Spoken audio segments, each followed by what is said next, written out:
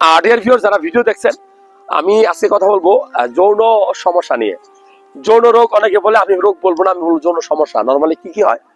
একটা হইতে পারে যে আগ্রহ কমে যাওয়া, আপনার ওয়াইফের প্রতি একদম আগ্রহ কাজ কম করে, আমরা বলি যে ডিক্রিজ লিবিডো। হ্যাঁ, আরেকটা আছে যে ইরেকটাইল ডিসফাংশন, আপনার ওয়াইফ পাশে আছে, কোনোভাবেই আপনার পুরুষ সঙ্গ স্ট্রং হয় না। আরেকটা আছে যে আপনার পুরুষ সঙ্গ স্ট্রং হয়, আপনার ওয়াইফের কাছে আপনি যান, যাওয়ার পরে আপনি কোনোভাবেই 1 মিনিটের বেশি সময় আপনি পান না। এই যে সমস্যাগুলা, এগুলো হলো মূলত যৌন সমস্যা। এখন এগুলা থেকে পরিত্রাণ পাওয়ার কি কোনো উপায় আছে?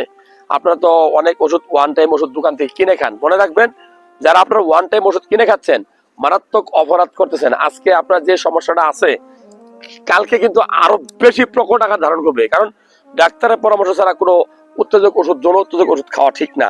এগুলা হার্ট অ্যাটাক ঘটাইতে পারে, এগুলা আপনার ভিতরে আমি বলবো যে ব্রেন স্ট্রোক করতে পারে। কারণ যদি আপনার অনেক বেশি প্রেশার থাকে, আপনার যদি ভিতরে হার্ট অ্যাটাকের কোনো লক্ষণ থাকে, আপনি যদি এই সকল ওষুধ সেবন করেন, তাহলে কিন্তু সর্বনাশ হয়ে যাবে। আপনার শরীর ঘামাবে, অতিরিক্ত ঝিমাবে, ঠিক মতো ঘুম হবে না, আপনার লাইফটা অস্থির হয়ে যাবে।